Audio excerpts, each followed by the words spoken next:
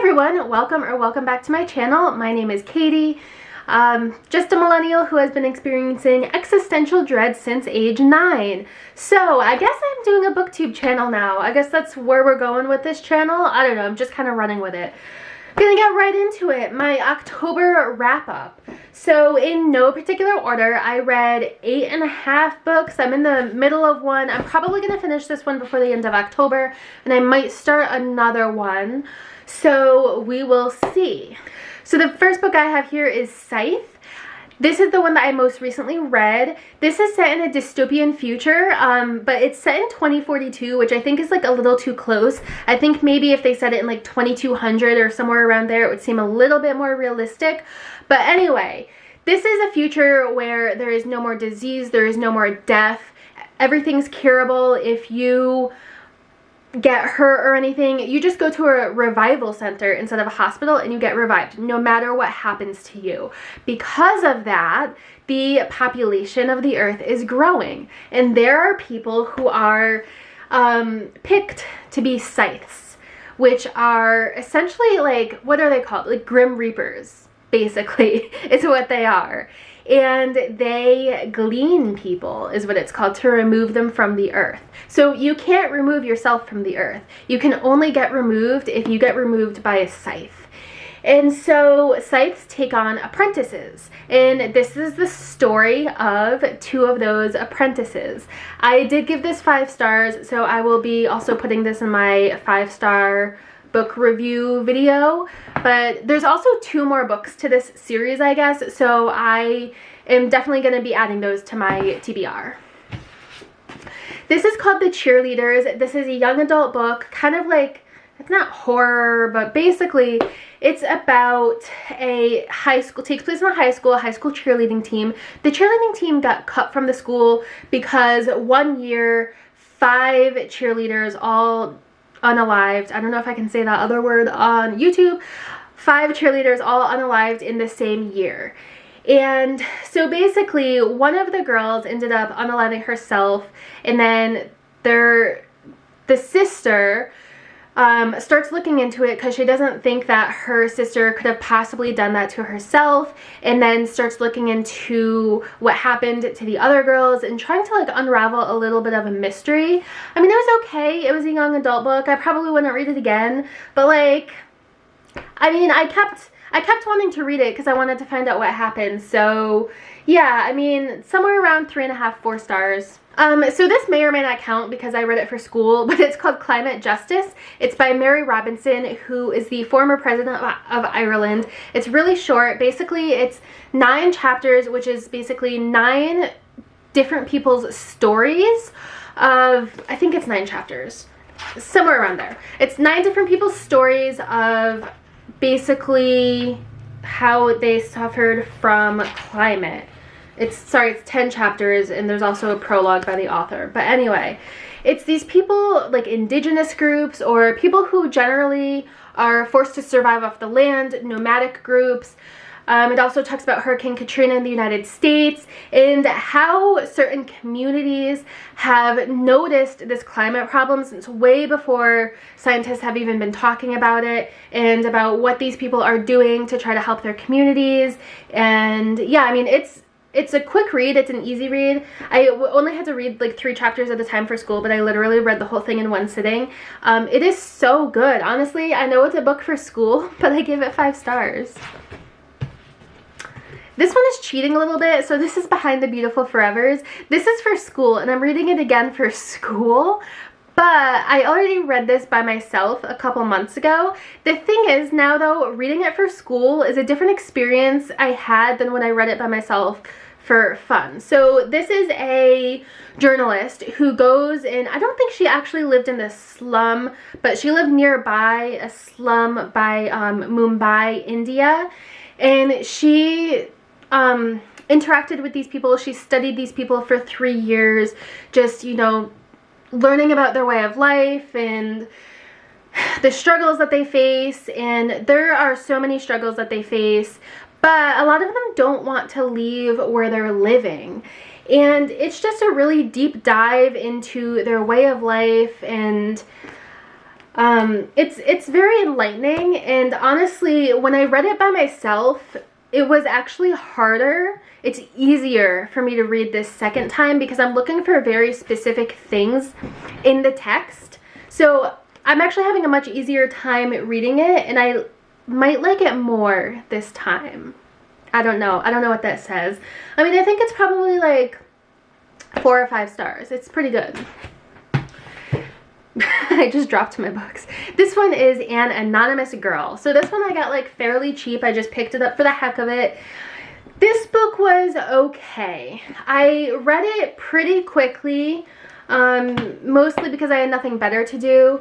So essentially the plot of this is there is a psychiatrist. Okay, I'm sorry. My battery pack died while I was filming that last segment of video. So this is An Anonymous Girl. This was okay. I read it very quickly, mostly because I had nothing better to do. It takes place at NYU, New York University, although, like, there's not a whole lot of description, but that is where it's set. And essentially, there is a psychiatry professor who has a study going on about ethics and morality. And this person signs up to be a participant in this study, and they get paid a lot of money.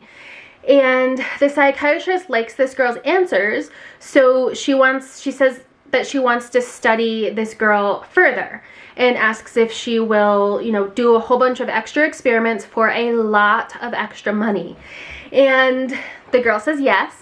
And basically it's her journey of going on those experiments and working with the psychiatrist. I don't want to give too much away. I will say that it was a kind of a slow start. I very distinctly remember looking up at page 191 and being like, finally something is happening now. And then from there I wanted to finish it. But yeah, I mean, I would say that this is like a 3.5-star book or so. It is a slow start. It's a good plot, but I guess the execution could have been better. So that's where I'm at with this one. This one I read between September 29th and September 30th. So I'm counting it because I want to put this in my video.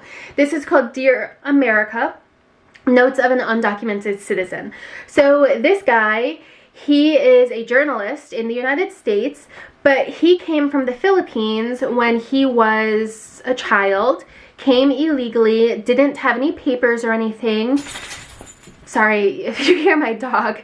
And he found out when he went to like apply for a driver's license or get a job or something like that, that he was undocumented, so he couldn't do those things. And it's his story of, you know, what he had to deal with, how he negotiated getting jobs and everything so that he could, you know, be a contributing citizen to the United States. And it makes you wonder, what does it mean to be an American? And I actually have a big post on this on my Instagram. I wanted to try to post all the books that I read, but I don't think I'm gonna do that because some of them I just don't have enough to say about. So I think I'm just gonna post like the better books. I'm gonna take pictures and put them on my Instagram. So I have the same username on Instagram, a millennial called Katie. Anyway, it makes you wonder, you know, what does it mean to be an American? And is it his fault? Like, what was he supposed to do? He came here as a child, and then he finds out when he's 16, 17, however many years old, that he is not legal. What was he supposed to do? Get on a plane and go back to the Philippines? Also, his mother didn't come here with him. His mother sent him here to live with his grandparents, and his grandparents were here legally. So it also gives you a lot of facts about the immigration process and how difficult it really is. And, you know, it's so easy to judge people, but it's really important to read their experiences. So, yeah, this was good. I mean, this is like 4.5 stars. When Should Law Forgive? This is nonfiction. So for me, a lot of this is stuff that I've already kind of like done some reading about just because of school and everything. But I mean, it is a good read. So I would recommend this. It's not terribly difficult to read, and a lot of this is citations. So I'm just looking at the pages. It's like 150 pages, and then all of this is just like citations and notes and stuff. So it just goes over, you know, What does the international response to child soldiers teach us about the legal treatment of juvenile offenders in the United States? Why are the laws surrounding corporate debt more forgiving than those governing American student and consumer debt and sovereign debt in the developing world? That's, you know, a very interesting thing.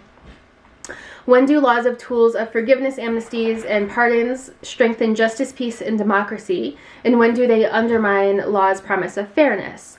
So, if you're into nonfiction, into law, into social justice, human rights, this would be a good book. And then the last, actually no, second to last one, Apples Never Fall by Liane Moriarity.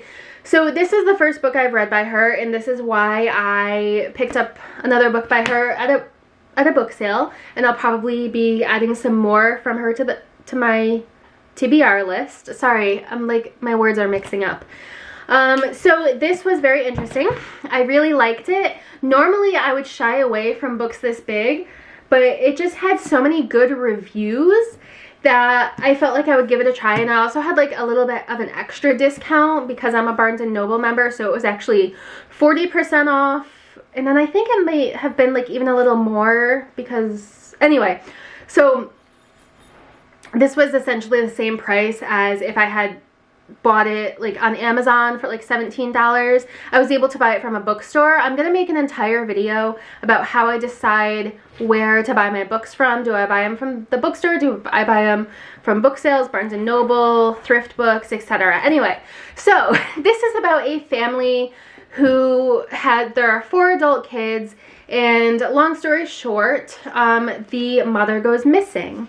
And it's trying to solve a mystery of, you know, what happened to the mother.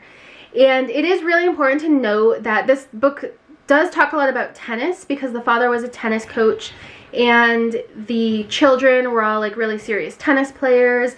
And you don't think that's important when you read it at the beginning of the book, but it does turn out to be pretty important to the book. So this really made me care about the characters, and it made me want to find out what happened to them. This was the kind of book where I would leave it on my nightstand at night, and then when I would wake up and I would open it because I couldn't wait to find out what to happen to the characters. This, again, is my first introduction to Liane Moriarty, and I am not sad about it. And so, yeah, 5 stars. So, if you have read any of these books or have any comments, please let me know. Oh my goodness, I almost forgot. So this is the one I'm reading right now. It's called Refugee. It is a young adult book. It follows 3 refugees, one from Nazi Germany in the 30s, one from Isabel in Cuba in 1994, and a child named Mohammed from Syria in 2015. So you can see where I am through it. So I still have like this much left to read. It's pretty good. I mean, it's definitely a good historical fiction for children because it gives a lot of facts. It gives a lot of facts with the backstories of these refugees, of these refugee children. So yeah, I mean, I'm going to finish this one. I might start another one in October, but that will be on my November, like, you know, my November reading wrap up. I'm an actual dummy. There was one more book that I forgot about. I don't have it on me anymore, which is probably why I forgot about it, but it's called This Is Where It Ends. I'll just put a picture of it if I can, and it's about a school shooting. But it is written by a non-American author, which I think is interesting, but it does appear to take place in an American high school. I mean, I don't really know that I have that much to say about it. Like, it was pretty well executed.